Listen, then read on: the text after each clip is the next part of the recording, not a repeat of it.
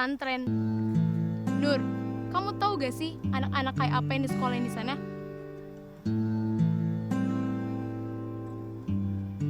Isinya itu cuman anak-anak bermasalah. Mereka dibuang sama orang tua mereka. Kamu tuh bakal sekolah di sekolah terpencil yang dididik keras. Kamu tahu gak sih fasilitas di sana itu kayak apa?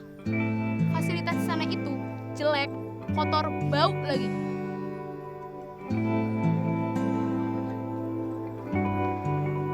Nur, kamu tahu gak sih kehidupan di pesantren itu kayak apa? Kamu tuh gak bisa berkomunikasi dengan aku sama Manda. Kamu tuh gak dibolehin megang HP, bahkan nyentuh internet. Kamu gak bisa berkomunikasi dengan sahabat-sahabat kamu yang lain.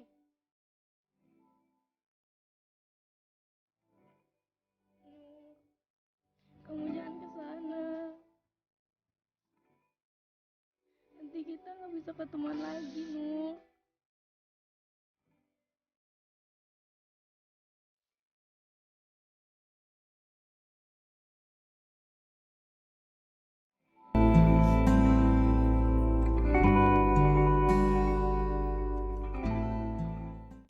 Nur, coba kamu baca-baca dulu. Mudah-mudahan Nur suka.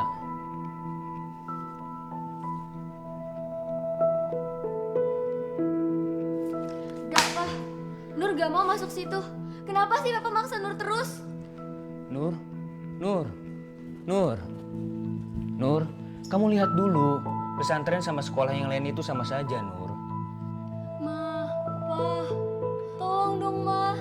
Kenapa sih Mama sama Papa ngebiarin Nur di tempat anak-anak yang bermasalah? Ya memang Nur ini salah apa, Ma, Pa? Pesantren itu bukan tempat anak-anak yang bermasalah. Mama sama Papa ingin kamu masuk sana supaya kamu bisa lebih dalam lagi belajar tentang agama. Pokoknya Nur bilang enggak ya enggak.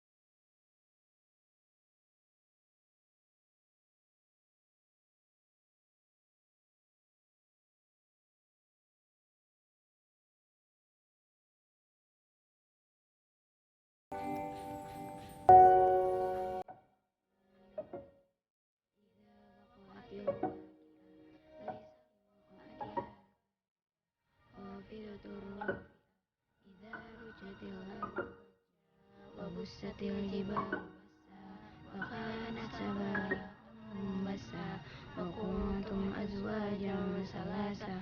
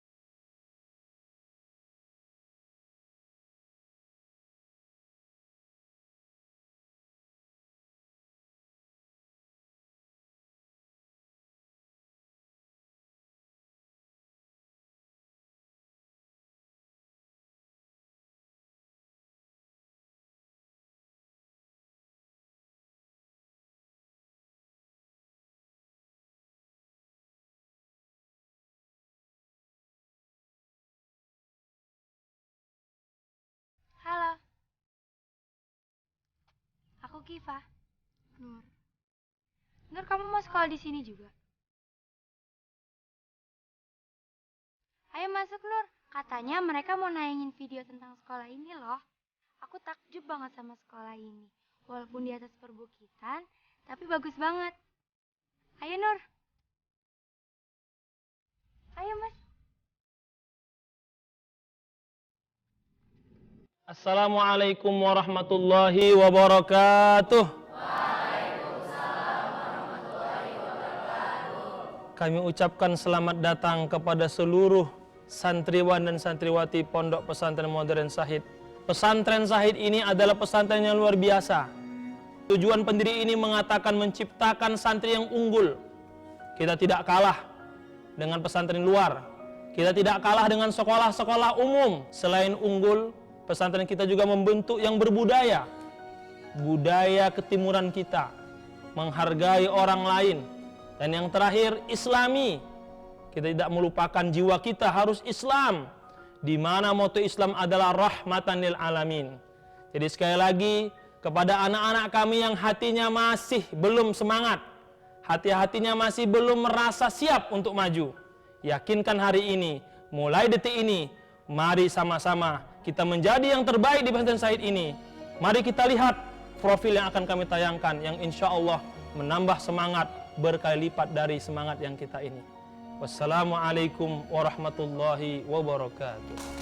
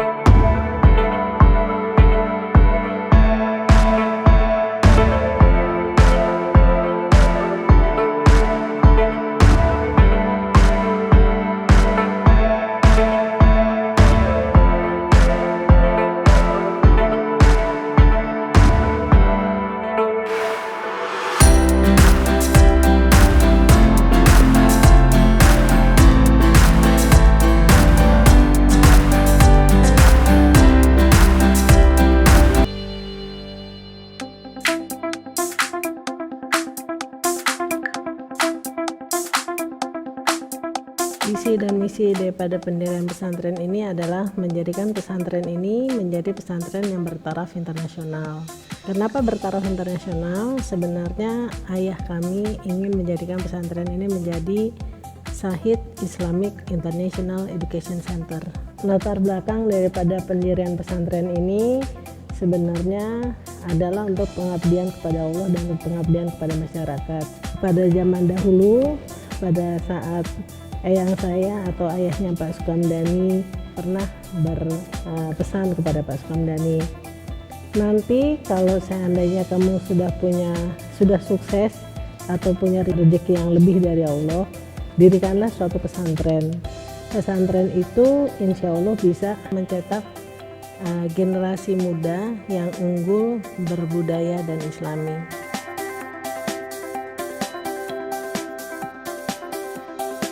Di pesantren ini ada beberapa jenjang pendidikan.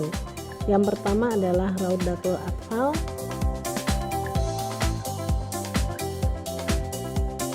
Madrasah Ibtidaiyah itu SD, Madrasah Sanawiyah itu SMP, Madrasah Aliyah itu SMA.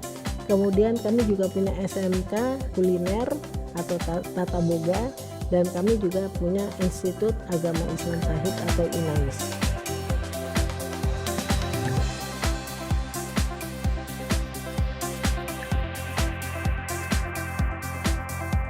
Kami mempunyai asrama putra dan asrama putri. Jumlah asrama putra dan asrama putri itu bisa menampung sekitar 1.000 orang. Dan kami juga mempunyai masjid, memang sekarang sedang dibangun, tapi insya Allah itu berkapasitas sekitar 5.000 jamaah. Nama masjid yang akan dibangun itu Masjid Sadaniyah Al-Munawaroh. Kalau Sadaniyah itu sebenarnya dari kata sanada yang berarti penjaga, dan Al-Munawaroh itu berarti terang, jadi penjaga Ka'bah yang terang. Masjid ini merupakan penjaga sholat 5 waktu yang menyinari hati orang-orang yang melaksanakannya dengan sinar ilahiyah yang terang menuju kebahagiaan hidup lahir batin secara individu maupun sosial di dunia dan di akhirat. Fasilitas-fasilitas yang ada di masjid tersebut adalah ruang utama, kemudian Sadaniyah Convention Hall, plaza depan, dan serambi masjid dan menara. Ruang utama Masjid Agung Sadaniyah Al-Munawaroh yang berfungsi sebagai tempat sholat berjamaah berada di lantai 2. Luas ruangan ini adalah 36 meter dikali 36 meter, dapat menampung sekitar 2.000 orang jemaah putra. Jemaah perempuan disediakan di tempat mezanin di lantai 3 berbentuk huruf U yang dapat menampung sekitar 500 orang jamaah. Masjid Agung ini ditopang dengan 4 soko guru atau tiang utama yang diberi nama seperti soko guru Masjid Agung Demak, yaitu Sunan Bonang, Sunan Ampel, Sunan Kalijaga, dan Sunan Gunung Jati.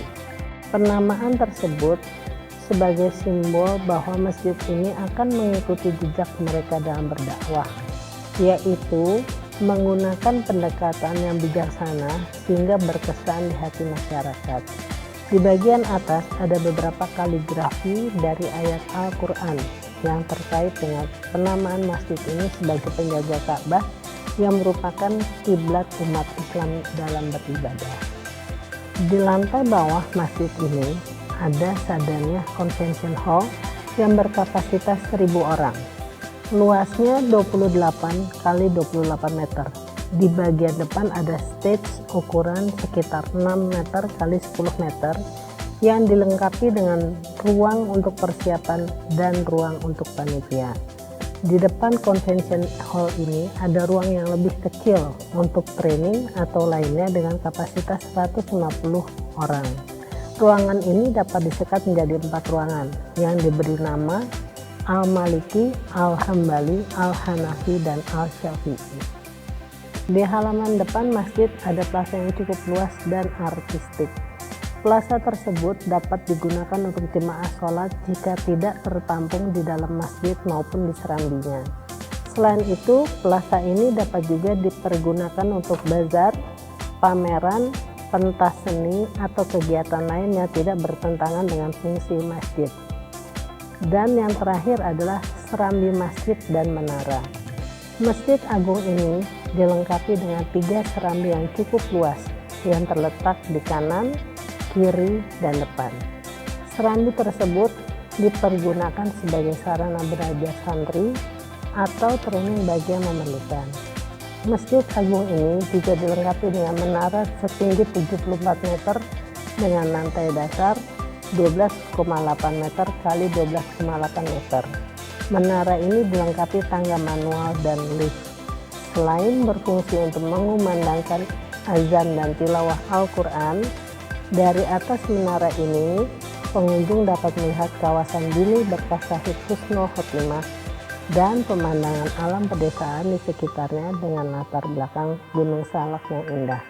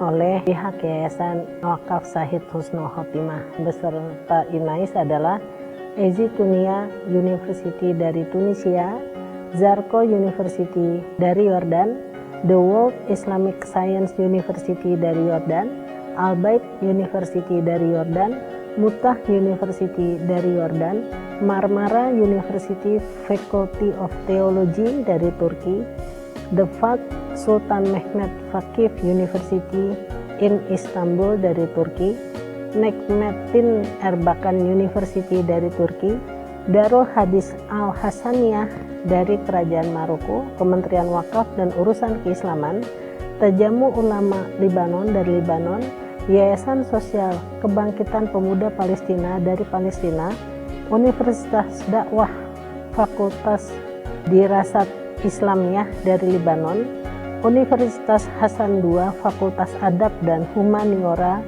Ben Misik Casablanca dari Maroko, The Institute of Zakat Sciences dari Sudan, CIREP atau Center of Research and Perspective Studies dari Maroko, Kocaeli University dari Turki, Jinan University dari Libanon, Tripoli University dari Libanon. Kemudian Institute International Khartoum for Arabic Language dari Sudan, Omdurman Islamic University dari Sudan, Universitas Al-Quran dan Ilmu-Ilmu Keislaman dari Sudan, Darul Fatwa dari Republic of Lebanon. Dan kemudian tahun ini juga kami akan membuat MOU dengan Thailand, China, ke Pakistan, kemudian ke Malaysia. Tujuannya adalah untuk exchange student. Jadi pertukaran pelajar, pertukaran guru, pertukaran jurnal juga. Prestasi daripada santri-santri kami ini sangat banyak, dari kesenian, nah begitu juga dengan kegiatan-kegiatan belajar. Salah satunya kami juara pertama Ekopontren, yaitu pesantren yang mengedepankan masalah ekosistem. Nah, sebenarnya dengan adanya ekosistem seperti ini ingin menjadikan pesantren ini menjadi pesantren yang entrepreneur pesantren. Kenapa? Karena di kawasan kami ini kan ada rusa, ada kambing, ada itu untuk belajar bagaimana sih misalnya mendapatkan susu daripada kambing itu sendiri dan kemudian dijual. Dan kemudian kami juga ada sukun, keringkan, dan kemudian dijadikan tepung, dan tepung itu dijadikan donat ataupun roti, dan kemudian itu baru dijual. Dan kemudian kami juga ada lidah buaya yang kami jadikan koktail, dan tadi Tirta Sehat juga atau air minum yang diproduksi di sini sendiri.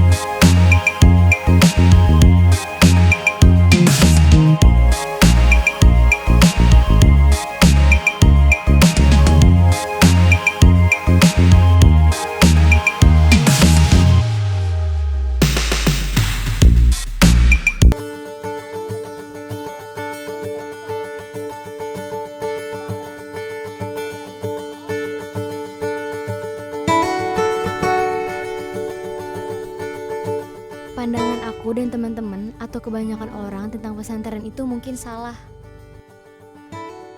Pesantren bukan tempat yang kolot, terpencil, atau bahkan bukan tempat anak-anak yang bermasalah. Di sini, di pesantren Syahid, aku seperti berada di sebuah tempat yang kondusif dan paling nyaman untuk aku belajar, berteman, berkegiatan, dan menumbuhkan mimpi-mimpi aku. Hingga sampai hari ini.